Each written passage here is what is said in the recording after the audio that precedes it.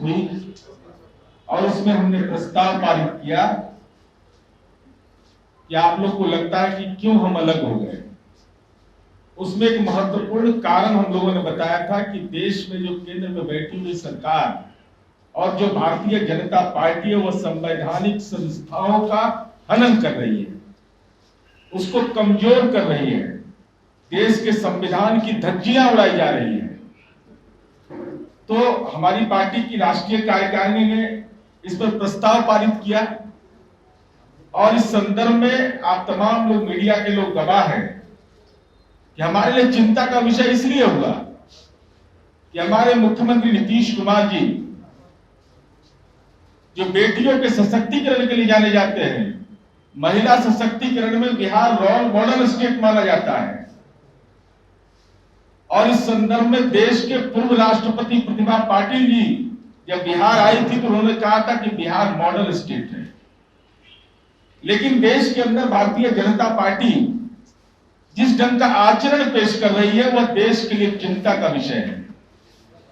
हमारी चिंता इस बात के लिए कि संवैधानिक संस्थाएं बचेंगी कि नहीं बचेंगी, देश के अंदर में सामाजिक मूल्य संरक्षित रहेंगे या नहीं रहेंगे। यह सवाल किसी व्यक्ति का नहीं है, सवाल है कि जो जघन्य अपराध हुआ और जिस तरीके का आचरण पेश किया गया, कानून की धज्जी उड़ा दी गई और इस खबर को दबा दिया गया। एक कोने में खबर रह गई, कोई नहीं जाना कि कितना बड़ा सामाजिक महापाप इस देश के अंदर में हुआ है।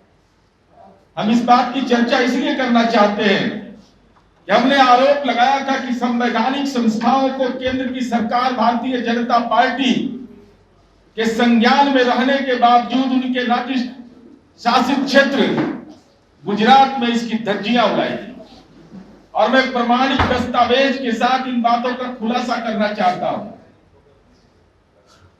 19 वर्षीय गर्भवती महिला के साथ जिसके पेट में 3 माह का बच्चा था, सामूहिक बलात्कार की घटना हुई। ये सामाजिक महापाप था यह। और उसके बाद वहां न्यायालय से जब न्याय की उम्मीद नहीं रही, सीबीआई ने जांच किया, माननीय मुंबई उच्च न्यायालय में केस ट्रांसफर हुआ, आजीवन कारावास की सजा सुनाई गई। चूंकि यह जघन्य अपराध था यह और कानून का राज की बात करते हैं लोग, तो हम उनसे पूछना चाहते हैं कि जंगल राज किसको करते हैं और क्या हालात हुआ वहां। उस मामले की मैं चर्चा करना चाहता हूं। उसके पहले मैं यह बताना चाहता हूं कि सजा माफी का क्या प्रावधान है देश की संवैधानिक व्यवस्था में। महामहिम राष्ट्रपति, महामहिम राज्यपाल और राज्य सरकार द्वारा गठित परिहार समिति इसके लिए बनी हुई है। यही व्यवस्था है देश के अंदर में और देश के अंदर इसी व्यवस्था के आधार पर सजा माफी की घोषणा की जाती है। भारतीय दंड संहिता जो सीआरपीसी है, आईपीसी है, 433A के तहत सजा काट रहे अधिकार कैदियों को सजा माफ करने का अधिकार प्राप्त है। मैं चंद राज्यों का उदाहरण भी देना चाहता हूं क्योंकि यह सवाल महत्वपूर्ण है। किस तरीके से कानून की धज्जी उड़ाई गई, यही गुजरात मॉडल की चर्चा देश के अंदर में आदरणीय प्रधानमंत्री जी करते हैं। बिहार भाजपा को भी प्रेरणा स्रोत लगता है गुजरात, तो हम उनकी जुबान से सुनना चाहते कि क्या यह न्याय संगत है। उत्तर प्रदेश में भी परिहार बोर्ड है जहां भारतीय जनता पार्टी की हुकूमत है, वहां कारा विभाग के डीजी और उत्तर प्रदेश के कार्यरत उच्च पदाधिकारी उसके सदस्य होते हैं।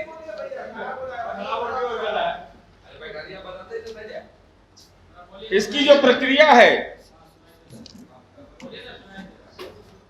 चूंकि परिहार बोर्ड में जाने की भी प्रक्रिया सब जगह विहित है।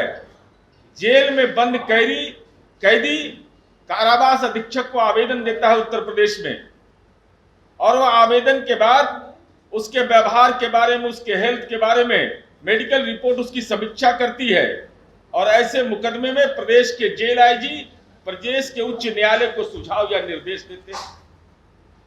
दिल्ली केंद्र शासित प्रदेश है, दिल्ली में यह व्यवस्था है कि परिहार बोर्ड के सदस्य कौन होते हैं? प्रिंसिपल सेक्रेटरी गृह होते हैं कानून न्याय लेजिस्लेटिव मामले के सचिव होते हैं, जिला व सत्र न्यायाधीश होते हैं, मुख्य प्रोबेशन अधिकारी होते हैं और दिल्ली के पुलिस कमिश्नर द्वारा मनोनीत ज्वाइंट कमिश्नर होते हैं और उससे उच्च पद के पदाधिकारी होते हैं। जो कारा विभाग है उसके आईजी होते हैं। और यह दिल्ली में प्रक्रिया क्या है कि समिति फैसला लेकर महामहिम राज्यपाल को समर्पित करता है और उनका फैसला आखिरी माना जाता है। लेकिन उसमें भी यह तय है कि हत्या या बलात्कार जैसे जघन्य अपराध में माफी की बात नहीं की जाती। सिविल राइट एक्ट 1955 का उल्लंघन, 14 वर्ष से कम उम्र के व्यक्ति की हत्या करने वाला एक से अधिक हत्या के मामलों में माफी नहीं दी जाएगी। इसी बिहार में क्या प्रावधान है? यहाँ गृह सचिव रहते हैं परिहार बोर्ड में, विधि सचिव रहते हैं, जेल आईजी रहते हैं, माननीय उच्च न्यायालय द्वारा नामित डिस्ट्रिक्ट और सेशन जज रहते हैं, डीजीपी द्वारा नामित जेल सुपरिटेंडेंट होते हैं और प्रोबेशन के लोग होते हैं। लेकिन गुजरात का देख लीजिए इनका मॉडल, ये गुजरात का मॉडल जरा इनका अवलोकन कर लीजिए, कितना बड़ा जघन्य अपराध इस देश के अंदर में यह किया गया है। उसके 10 सदस्य हैं। गुजरात में परिहार बोर्ड है जो ऐसे कैदी जिनको माननीय न्यायालय ने सजा दे दिया हो, उसमें कौन कौन सदस्य हैं? भारतीय जनता पार्टी के विधायक हैं गोधरा के सीके राहुल। भाजपा का विधायक परिहार बोर्ड का मेंबर कैसे बना? यह आदरणीय गृह मंत्री अमित शाह जी, जुबान खोलिए आप, कौन अधिकार दिया उसको कि वह परिहार बोर्ड का मेंबर बनता है? सीके राहुल। भारतीय जनता पार्टी के दूसरे विधायक कालोल से सुमन बेन चौहान उसके मेंबर हैं। ये परिहार बोर्ड के मेंबर हैं। रेमिशन बोर्ड का सदस्य भारतीय जनता पार्टी का एमएलए और मुरली चंद चंदानी जो गोधरा से भाजपा के पूर्व पार्षद हैं, नगर पार्षद हैं। सेहबेन भाटिया भाजपा महिला मोर्चा गोधरा की शहर इकाई की सचिव हैं। विनीता लेले, उनका प्रोफाइल देखिएगा तो बीजेपी के वर्कर हैं। पवन भाई सोनी बीजेपी के स्टेट एग्जीक्यूटिव के मेंबर हैं। क्या यही प्रक्रिया है? 10 सदस्य में 6 सदस्य भारतीय जनता पार्टी के। ऐसा देश में कहीं देखा होगा? पार्टी का सदस्य रहे, उसका एमएलए रहे। हमारे बिहार के अंदर में, उत्तर प्रदेश के अंदर में, असम के अंदर में, किसी राज्य में उठा करके देख लीजिए, परिहार बोर्ड में कोई पार्टी का रिप्रेजेंटेटिव कैसे रहेगा भाई? और जिसकी वहां हुकूमत है और उसकी एक प्रक्रिया क्या है? जेल में बंद कैदी आवेदन कारावास अधीक्षक को देता है, जो सारी प्रक्रिया पूरी कर करके वह न्यायालय से उचित सुझाव लेता है। सबका धज्जी उड़ा दिया, सबका धज्जी उड़ा दिया गुजरात में। और माननीय सर्वोच्च न्यायालय ने 23 जनवरी 2014 में यह स्पष्ट कहा है कि जिस मामले की जांच केंद्रीय एजेंसी करे उसमें सजा माफी का प्रावधान नहीं हो सकता है। लेकिन गुजरात में उस कानून की, वो भी सर्वोच्च न्यायालय के उस न्यायिक आदेश की भी धज्जी उड़ा दिया। हम भारतीय जनता पार्टी से जानना चाहते हैं, यही गुजरात मॉडल है तुम्हारा? क्या पूरे देश के अंदर इसको लागू करना चाहते हो? क्या देश के अंदर में, राज्य के अंदर जो संवैधानिक संस्थाएं रहेंगी, क्या वहां दल का नामित एमएलए रहेगा? वहां का एमएलए जहां ये जघन्य कांड हुआ है, ये बेटी बचाओ बेटी पढ़ाओ का फर्जी नारा लगाने वाला का चेहरा बेनकाब हो रहा है कि ऐसे लोग कैसे सामाजिक महापाप के भागीदार बन रहे हैं। हम तो चुनौती देना चाहते हैं, अमित शाह जी आप आ रहे हैं सीमांचल में, जुबान खोलना और बताओ कि देश की संवैधानिक प्रक्रिया का आपने अनुपालन किया है कि नहीं? परिहार बोर्ड में क्या आपने कर दिया? कितना बड़ा गुनाह है ये। किसी की मां बहन बेटी हो, सामूहिक बलात्कार का शिकार हो जाए वो, और आप आजादी का अमृत महोत्सव मनाने की नौटंकी करते हो, और ठीक 15 अगस्त को आप उसको छोड़ते हो जेल से। ये सवाल इसलिए मौजूद है कि हम तमाम लोग अपने पारिवारिक जीवन में जीते हैं, सामाजिक जीवन में जाते हैं। ऐसे महापापियों को जो सामाजिक महापाप करता है, उसका चेहरा देखना आदमी के लिए दुश्वार होता है। और उसको जेल की सलाखों से बाहर ले आया और नारा लगाते हो बेटी बचाओ बेटी पढ़ाओ। इसका मतलब साफ है कि भारतीय जनता पार्टी यह संदेश देना चाहती है कि जेल में बंद बैठा हुआ व्यक्ति मेरा तारनहार है।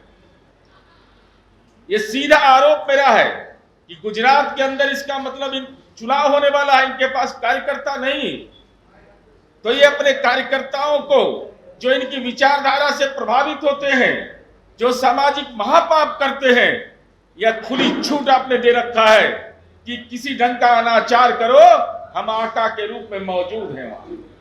इसलिए हम यह कहना चाहते हैं, बड़ा भाषण देता है बिहार बीजेपी का नेता, सांस्कृतिक राष्ट्रवाद, संस्कार, यही संस्कार है, यही संस्कार है भारतीय जनता पार्टी का। और हम भारतीय जनता पार्टी के महिला विंग के कार्यकर्ताओं से तो अनुरोध करेंगे, नई पीढ़ी के लोगों से अनुरोध करेंगे कि अगर कलेजा में दम है राजनीति में, राजनीति मूल्यों के लिए किया जाता है, अगर इतना बड़ा गुनाह किसी ने किया है कि सामूहिक बलात्कार के सजा याफ्ता को माननीय सर्वोच्च न्यायालय के दिशा निर्देश के विपरीत राज्य के अंदर, गुजरात के अंदर परिहार बोर्ड में भारतीय जनता पार्टी का विधायक अगर नामित हो रहा है और उसके आधार पर किसी को 15 अगस्त के दिन रिहाई दी जाती है, तो इससे बड़ा राजनीति में कोई महापाप नहीं हो सकता है।